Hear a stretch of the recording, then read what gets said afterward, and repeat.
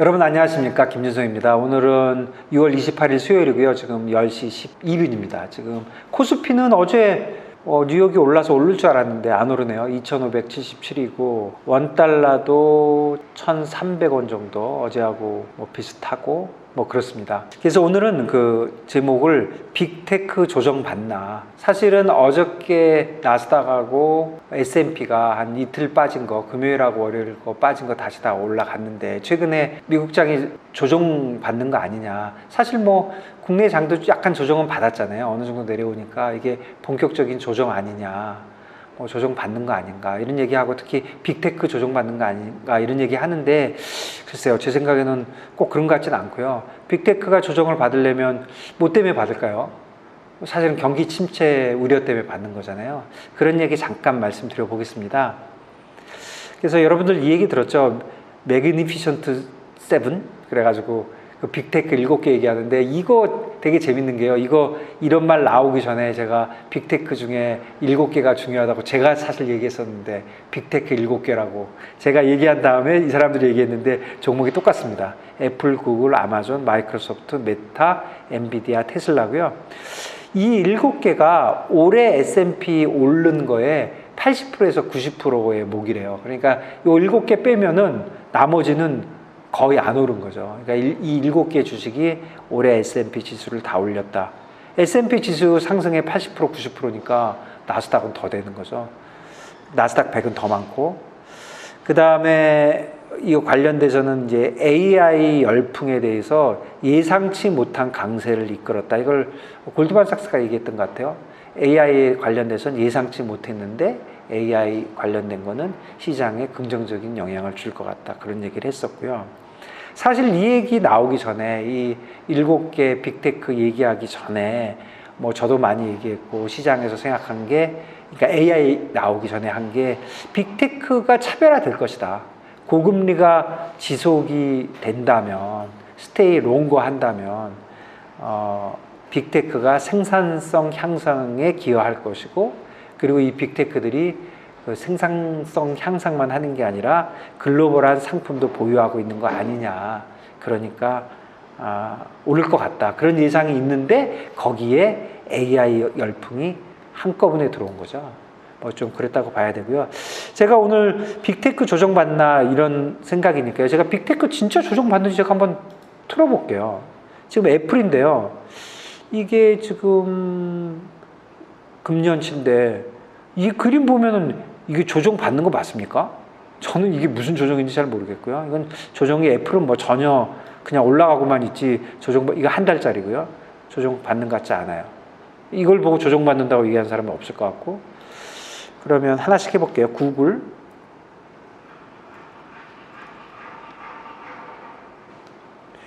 구글은 애플에 비하면 조금 내려오긴 했죠. 금년 1년을 보면 이 정도. 요걸 갖고 지금 조정을 받았다. 한 128이었던 게 118이 됐으니까, 글쎄 요거죠. 여기 갭도 있고. 한 달짜리 보면, 그래, 이거 보면 그렇게, 글쎄요, 조정이라고 볼 수 있는지 모르겠네요. 애플은 전혀 안 보이고, 구글은 데일리로 보면 좀 있다, 이 정도. 그 다음에 아마존도 봐볼게요. 이런 거 많이 보시겠지만 그냥 같이 본다, 이런 생각이면 될 것 같습니다. 아마존 하루짜리인데요.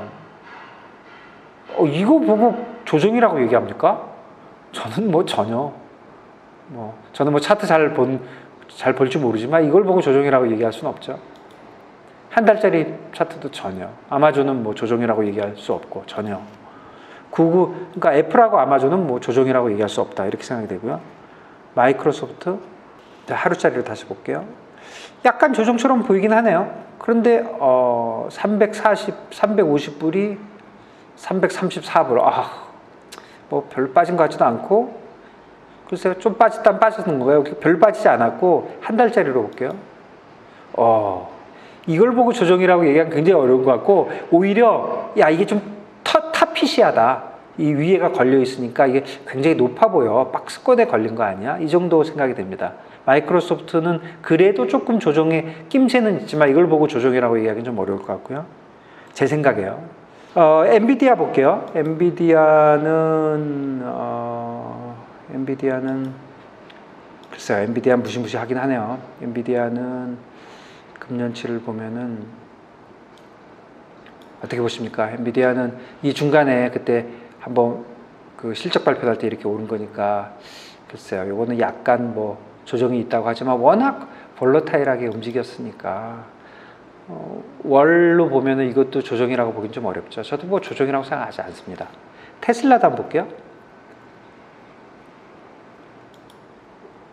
테슬라 하루짜리 약간 조정의 낌새가 있긴 하죠, 이거는. 근데 테슬라 워낙 볼러타일 하니까요. 여기 갭도 있고. 한 달짜리로 보면 또 그렇지도 않습니다. 그래서 저는 기본적으로 지금 빅테크가 조정을 받고 있다. 여기에 대해서 별로 동의하지 않는다. 그런 말씀 드립니다. 그 다음에 이제 마켓이 빠질 거라고 생각하는 사람들이 얘기하는 게 이거예요. 베어스들이 얘기하는 게 요즘 3,900 얘기를 하잖아요. 지금 S&P가 4,300이 넘는데 전에는 그 S&P에 대해서 지금 4,378인데 예전에 얘기할 때는 전고점이 3,500이거든요. 그래서 다 3,500 얘기하던데 요즘은 빠진다고 해봐야 3,900 얘기해요. 그러면 3,900은 여기서부터 얼마입니까? 10% 떨어지는 거잖아요. 여러분도 10% 떨어지는 거 무섭습니까? 저는 별로 안 무서워요. 왜냐면 그보다 더 많이 오를 것 같거든요. 그러니까 지금 베어 쪽으로 얘기하는 사람도 예전보다 많이 약해졌다 그런 생각이 들고, 그 다음에 이제 가장 그 약세론자의 대표적인 게 그 모간 스탠리잖아요. 모간 스탠리가 왜 빠질 것 같냐 그러면서 이 네 가지를 적었어요. 어저께 보니까 기업 실적 전망 과도하게 높다. 증시 기술적 여건 나쁘다. 은행권 지급 준비금 위축. 은행권 재정 지원 축소. 이거 와 닿습니까? 별로 안 와닿죠. 특히 세 번째, 네 번째 거는 말도 안 되는 것 같고, 두 번째 거 기술적 여건 뭐가 나쁜지 잘 모르겠고, 기업 실적 전망 과도하게 높다. 이것도 모르겠습니다. 그래서 지금 약세론자의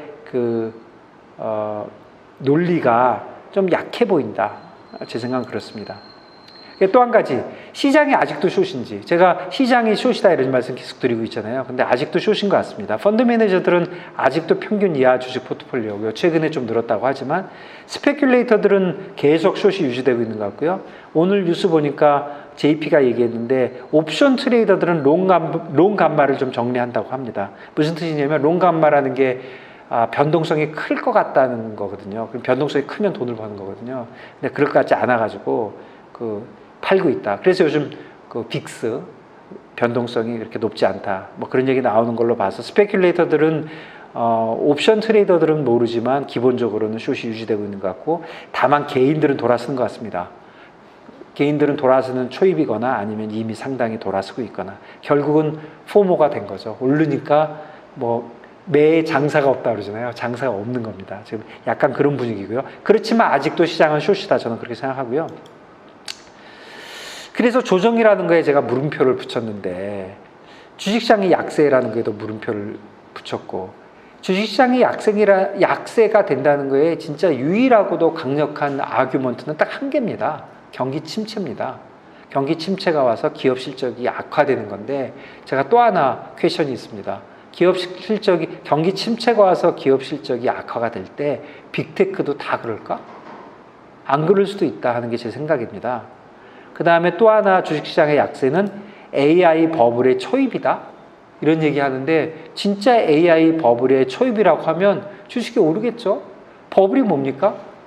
실체도 없는 게 막 커지는 거잖아요. 초입은 뭡니까? 이제 시작했다는 거잖아요. 그렇다면 오르겠죠. 그래서 주식시장 약세라고 주장하는 게 지금 백그라운드가 좀 약하다. 그래서 기업 실적과 신기술에 대한 기대가 살아있잖아요. 기대만 살아있으면 되지 실제로 신기술이 아니어도 되는 거거든요. 엔비디아가 오르는 게 다 그런 이유인 것 같고요. 그래서 제 생각엔 결론을 말씀드리면 이제 빅테크 7개와 나머지 주식들, 그중에 특히 경기 민감주들, 그 다음에 소형주하고 비교해보면 이럴 것 같아요. 조금 하나마나한 얘기인데 오르면 같이 오를 것 같아요. 여기 빅테크 7개가 있고 지금 이쪽에 소형주하고 경기 민감주가 있으면 중간에 주식들이 많이 있고 오르면 같이 오르고요. 내리면 빅테크만 별로 안 내릴 것 같아요. 결론만 얘기하면 저는 빅테크 사고 싶습니다. 빅테크 사고 나머지 거 팔 수 있으면 더 좋고. 그런데 그 파는 방법이 좀 어렵죠. 나스닥 사고 S&P 파나? 나스닥 사고 다우를 파나? 좀 어렵긴 한데 어쨌든 제 생각에는 빅테크가 상대적으로 최소한 상대적으로는 아웃퍼폼 할 것 같다. 그게 제 생각입니다.